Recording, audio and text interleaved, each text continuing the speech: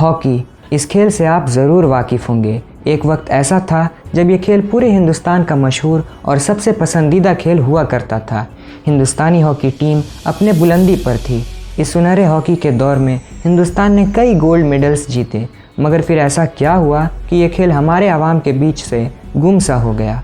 आप देख रहे हैं इकरा पॉइंट्स और आज की इस इंटरेस्टिंग और इन्फॉर्मेटिव वीडियो में हम हॉकी के तारीख और इसके अनपॉपुलर होने के वजह के बारे में जानेंगे।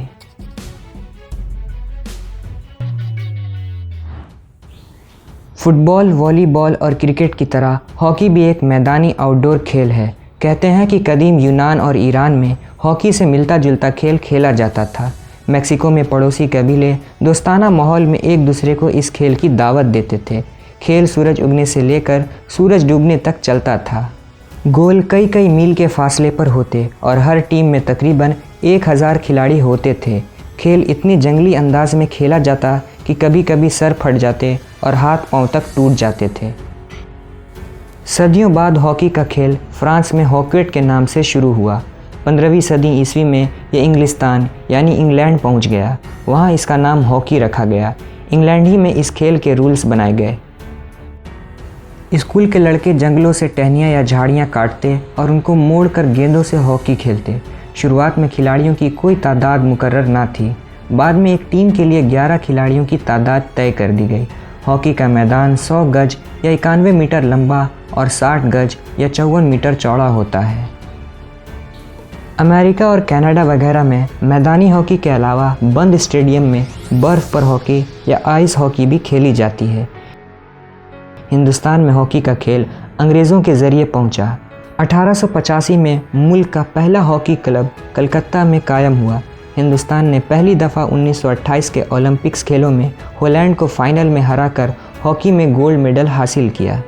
इसके बाद तकरीबन 40 साल तक हिंदुस्तानी टीम हॉकी के खेल में सारी दुनिया पर छाई रही। मगर हिंदुस्तानी हॉकी की तारीख मेजर ध्यानचंद के जिक्र के बगैर मुमकिन नहीं हो सकती। वो इलाहाबाद के एक राजपूत खानदान में 29 अगस्त 1905 को पैदा हुए। 16 साल की उम्र में फ़ौज में मामूली सिपाही की हैसियत से भर्ती हुए और मेजर के ओहदे तक तरक्की की। वो फ़ौज के एक अफसर के निगरानी में हॉकी खेलने लगे और देखते ही देखते दुनिया के एक अजीम खिलाड़ी बन गए। हिंदुस्तान की हॉकी टीम ने जब पहली बार ओलंपिक खेलों में हिस्सा लिया तो फाइनल में हिंदुस्तान और हॉलैंड का मुकाबला था। ध्यानचंद और टीम के दूसरे साथी अचानक बीमार हो गए। कप्तान भी उस वक्त मौजूद नहीं थे। टीम के मैनेजर ने करो या मरो का नारा दिया। ध्यानचंद को तेज़ बुखार था, लेकिन उन्होंने सोचा कि मैं तो फ़ौजी हूँ और एक फ़ौजी को दिलेरी के साथ जंग में जाना चाहिए। तो फिर हिंदुस्तानी टीम तमाम ताकत बटोरकर मैदान में कूद पड़ी।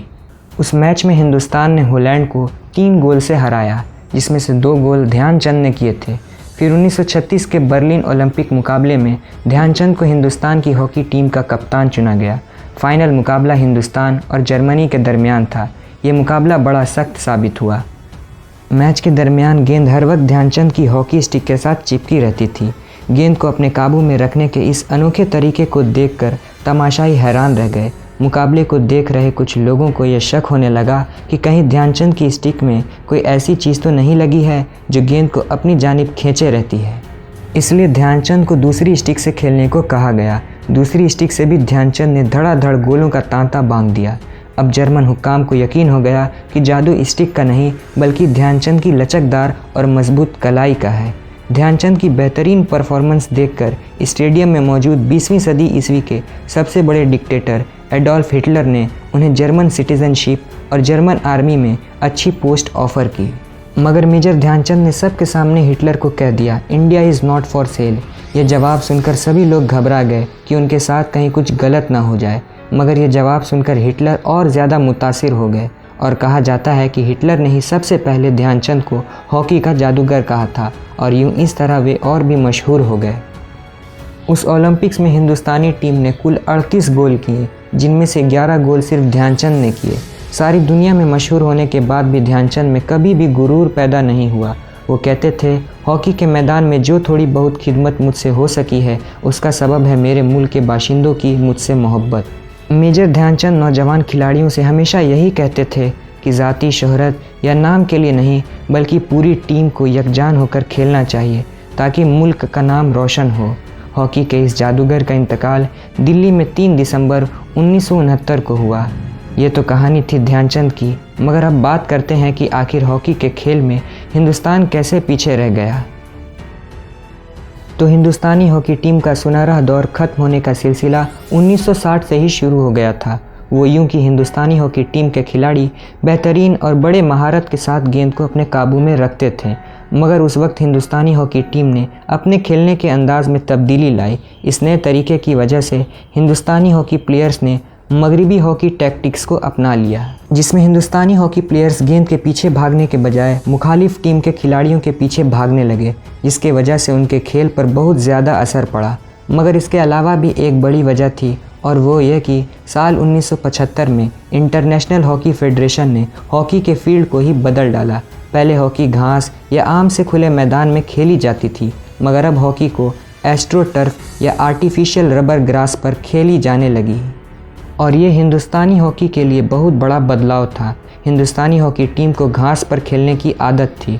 हिंदुस्तानी प्लेयर्स घास में गेंद को आराम से फंसा सकते थे और बेहतरीन तरीके से गेंद पर काबू रखते थे, मगर नए फील्ड पर जो घास थी उसमें गेंद को पास करने में थोड़ा ताकत की ज़रूरत थी। और उससे भी बड़ी परेशानी एस्ट्रो टर्फ वाले हॉकी के मैदानों को बनाने की थी। वो इसलिए कि इस फील्ड को बनाने में बहुत पैसे खर्च होते थे। यही वजह थी कि हमारे खिलाड़ी इस नए हॉकी के मैदानों पर ज़्यादा प्रैक्टिस भी ना कर सके और उनके खेल में भी बहुत ज़्यादा गिरावट आई। फिर इसके बाद हिंदुस्तान में एक नए तो नहीं मगर एक इंटरेस्टिंग खेल क्रिकेट की शोहरत बढ़ने लगी, और देखते ही देखते क्रिकेट हमारे मुल्क का सबसे ज़्यादा खेले जाने वाला खेल बन गया और हॉकी अपनी शोहरत खोता ही चला गया। और फिर एक ऐसा दौर भी आया कि क्रिकेट ने हॉकी को पूरी तरह से रिप्लेस कर दिया। तो ये थी हॉकी की मज़ेदार तारीख और हिंदुस्तानी हॉकी के उरूज और ज़वाल की दास्तान। अगर आप ये जानना चाहते हैं कि साइकिल्स कैसे बनी तो राइट क्लिक करें, और अगर आप ये जानना चाहते हैं कि जनरेशंस ऑफ वॉरफेयर क्या है तो इसके लिए लेफ़्ट क्लिक करें।